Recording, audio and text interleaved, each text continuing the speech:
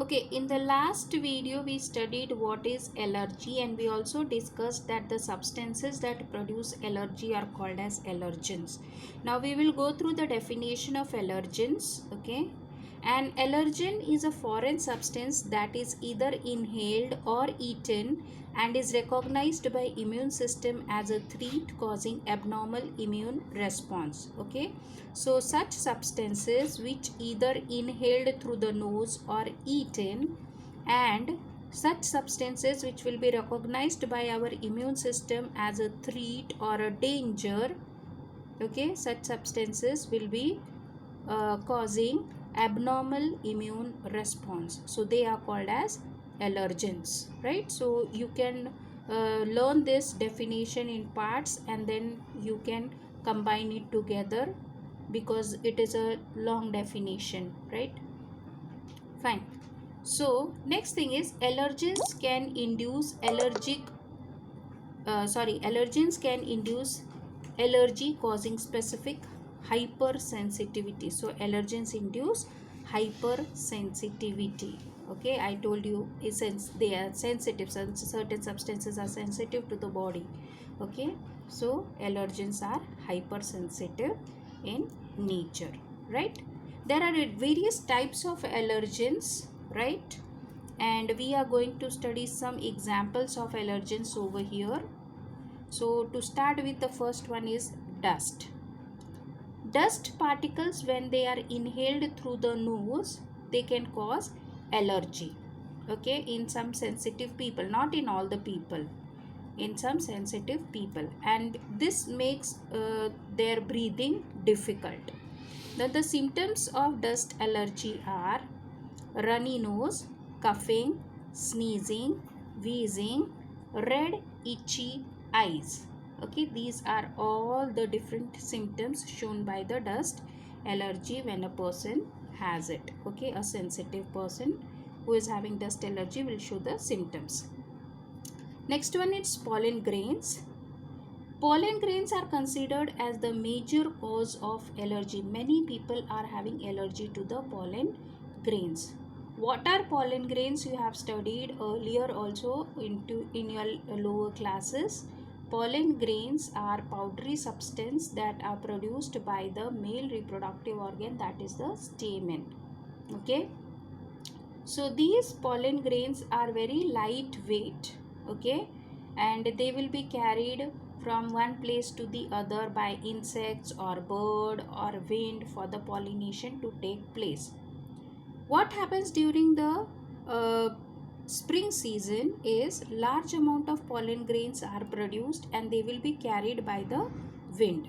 So when they are carried by the wind, that time if a sensitive person inhales the pollen grain, his body will show the allergic reaction, and then the person will start sneezing, coughing, wheezing. He will develop rashes on the skin. Okay, and sometimes allergic rhinitis is also observed. Okay, asthma like symptoms are seen in some people. Okay, so that is called as allergic rhinitis or hay fever. Fine. So allergy caused by pollen grains causes hay fever or allergic rhinitis. The third type of allergens are the mites or the dust mites. These mites are small microscopic birds that are present in our houses and they feed on the human skin that has been shed. Okay. These mites are very common in bedrooms, present in our pillows, mattresses, carpets, etc. Right? Now, these mites are also present in the dust that is present in our houses. Fine. So, some sensitive people become sensitive to the mites. Okay. The protein that is present in the dust mite that causes allergy to some people. So that is dust allergy. What type of symptoms are seen? Asthma like symptoms are seen in people having the dust mite allergy. Now we will go to the next symptom, and that is sunlight, right? You will say, oh, sunlight. Yeah, sunlight can also cause allergy to some sensitive people. To people whose skin is sensitive to sunlight, such people will be having the sunlight allergy. Okay. What are the symptoms of sunlight allergy? There will be small eruptions, light eruptions on the skin. Rashes will be developing on the skin. The skin will become itchy. Okay. Sometimes even these rashes can even burn when exposed to the sunlight. So these are the different symptoms of the sunlight allergy. Okay. It is caused in very less people, generally those who are sensitive, those who are having sensitive skin. The last type of allergen that we are going to study is food allergens. Okay. Food Certain food substances will cause allergic reaction into some people's body. Okay. The immune system will be recognizing food as a danger. So in that case, as I explained you, in case of Diya had the peanut butter in the sandwich and then her body reacted. So that is type of food allergy. Okay. So most of the food allergens are nuts, egg, dairy products, seafood, or gluten based item. Okay, all these are the examples of food allergens, right?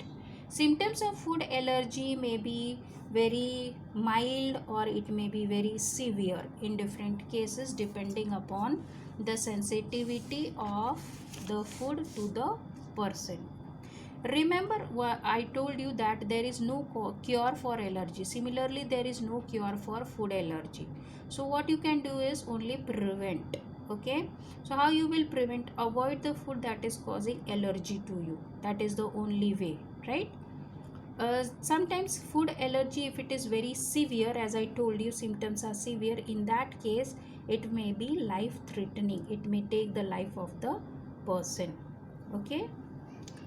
Now we have discussed different types of allergens. Sometimes the medicines or injections containing the sulfur drug or penicillin, they may also cause allergic reaction in some people. That is the reason when you visit a particular doctor, the doctor asks you whether you are having allergy to certain medicine or not. Okay, so always if you are having allergy to the medicine, you should always tell your doctor, because it may be life threatening. Okay, so with this we finish with the different types of allergens that are present in the nature. Okay.